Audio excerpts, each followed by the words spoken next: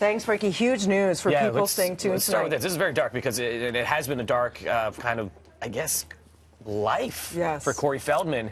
He's coming out with a documentary, it's a tell-all documentary that he'd been teasing for a long time. And when he announced that he was doing this, he had attempts on his life. Or he's saying that, he needs security to protect him and his family. This is called My Truth, the rape of two Corys. So him and Corey Haim we're talking about. So this will be released a little bit later on, I believe, on YouTube Premium tonight. He said his family has 24-hour surveillance. He said he's been stabbed and 2 monster trucks tried to run him off the road. He's afraid that when this airs tonight that he might be killed because, and he says, I quote, I am saying every name that affected our lives, Corey Haim and Corey Feldman. We have victims talking about their experiences. The one main name that everybody is waiting to hear is a name that everybody on the planet knows. So, my gosh, we're going to have a lot to talk about tomorrow. Yeah, that'll be out tonight, like I said, and we'll chat about it and kind of follow up with everybody tomorrow about that. Let's get to lighter stuff. Okay, lighter stuff. Katy Perry. Katy Perry. Remember, she's her backup dancers are kind of all over the place, but this is for the World Cup of Cricket, a Women's World Cup that's happening in Australia.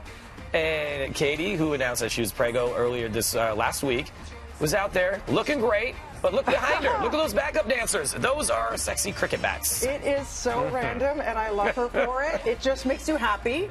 It is. It was a great performance. Right? She did Roar and a few other tracks there and just kind of lit up the stadium. It was great. But everybody was talking about those cricket bats and loving it. Her visual production's like no other. Like, that's money right there. Yeah, it was great. Well spent, because it makes you laugh. That's it. And let's go on to another musical thing. Demi Lovato put out a new track on Friday, and we got the video as well. We didn't get a chance to talk about it then. Of course, she put out the song Anyone before that she performed at the Grammy Awards, and then she just put out I Love Me, which is a fantastic song. And it's about overcoming her past struggles. Very poppy and uppity, though. Self-esteem issues, growing to have unconditional appreciation for being herself. Great messaging with this, though. In this, she refers to fighting with herself, the old Demi, when she has this all-black leather. Camp Rock with the Jonas Brothers. Her overdose, of course, in the ambulance. Her ex-boyfriend, Wilmer Valderrama, walking with a bride. Some of her close friends all appear in this as well. Okay, now we're going to turn to the box office. We saw that there's a lot of movies either stopping production or halting the release date because of the COVID-19 affecting attendance in theaters, and it's already showing. And that's it. So Onward, we got a chance to chat about last week, opens up to a low-key $40 million in 4,000 theaters. So that is considered low for a Pixar movie. It's one of their lowest ones as well. They're not sure how much of the coronavirus concerns really played in this.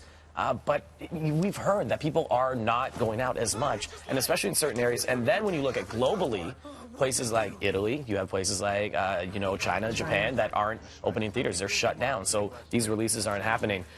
This one, The Way Back from Ben Affleck, little low, 8.5. So it only opened in 2,000 theaters.